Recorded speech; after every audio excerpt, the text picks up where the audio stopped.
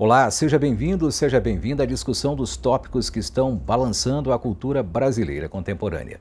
E um dos assuntos, claro, que mais movimentam hoje a nossa cultura diz respeito ao debate sobre a guerra que acontece na Ucrânia, cujo território foi invadido pela Rússia, como temos visto pelo noticiário nos últimos dias. Eu diria que quando estouram conflitos, nós sabemos que há um ditado antigo que diz que a primeira vítima é a verdade. No caso do debate brasileiro sobre a guerra da Ucrânia, poderíamos acrescentar de uma forma bastante consistente que a segunda vítima parece ser o bom senso. O bom senso parece ter morrido em algumas das manifestações que temos visto e ouvido nos últimos dias, inclusive nas redes sociais, a respeito da guerra na Ucrânia.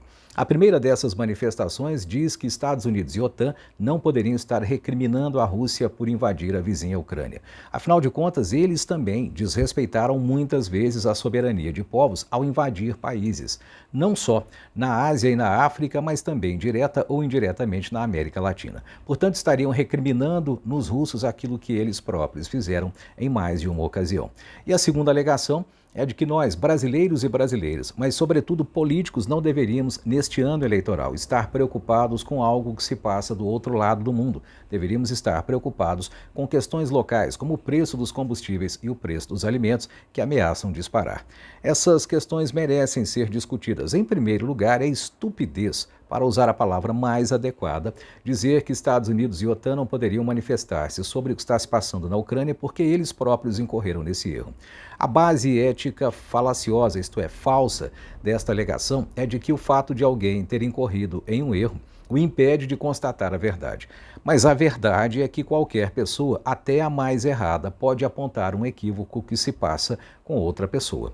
A verdade é que uma nação, mesmo que tenha cometido um equívoco, mesmo que tenha cometido uma falha, e o tenha cometido por muitas vezes, ainda assim precisa receber crédito quando aponta, como os Estados Unidos e a OTAN têm apontado, a desumanidade que se vai fazendo na guerra da Ucrânia.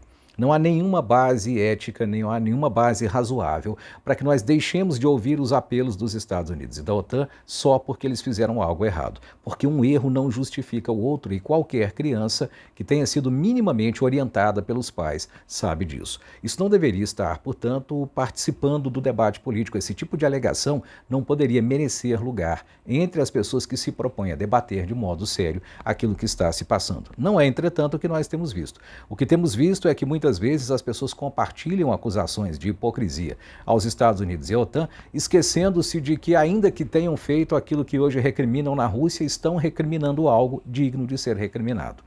A segunda estupidez não é menor. Trata-se daquela alegação que mencionei, segundo a qual nós não deveríamos estar nos preocupando com algo lá do outro lado do mundo, como a invasão da Ucrânia pela Rússia. Afinal de contas, temos aqui como motivos de preocupação concretos não só o preço do combustível, como, por exemplo, o preço dos alimentos. Ora, essas pessoas parecem viver numa bolha histórica. Parecem não se dar conta de que no mundo ocidental, por exemplo, desde o século XVI, quando o capitalismo comercial começa a ganhar força, praticamente todas as partes do planeta foram interligadas. E essa interligação ficou ainda mais forte com a globalização. A verdade é que tudo está interconectado no nosso tempo. Essas pessoas que dizem que nós não deveríamos doar tempo e atenção à guerra da Ucrânia estão duplamente equivocadas. Primeiro, estão equivocadas, inclusive do ponto de vista econômico. Se daqui a alguns dias o preço dos alimentos, aí no mercadinho próximo da esquina, subir mais do que o normal, em parte isso poderá refletir o fato de que nós não estamos comprando fertilizantes da Rússia, maior fornecedor brasileiro, como comprávamos anteriormente. Talvez seja preciso comprar fertilizantes em outro local, talvez ele chegue mais caro e esse encarecimento seja repassado ao consumidor final. Essas pessoas que dizem que nós não deveríamos estar nos ocupando da Ucrânia e do que lá acontece, também parecem se esquecer de que daqui a alguns dias o preço da gasolina e do óleo diesel lá na bomba do posto de combustível da esquina também pode ser elevado. Afinal de contas, OTAN e Estados Unidos estão estudando medidas que incluem não mais comprar petróleo da Rússia, que é um dos maiores fornecedores de petróleo e gás do mundo ocidental. Isso, claro, tem um impacto que o governo brasileiro talvez não consiga diminuir, talvez não consiga impedir só com medidas locais. Portanto, é bastante equivocado do ponto de vista econômico pensar que há um local e um global. A grande lição da história, repito, a partir do século XVI, mas sobretudo sobretudo no nosso tempo, é que estamos em um ambiente hiperconectado. Nunca antes na história se pode dizer com tanta justiça que esta aldeia global em que nós estamos tem todas as suas partes dependentes umas das outras. Mas há ainda um outro argumento pelo qual as pessoas estão equivocadas ao dizer que nós não deveríamos nos ocupar da Ucrânia. E é um argumento de base moral.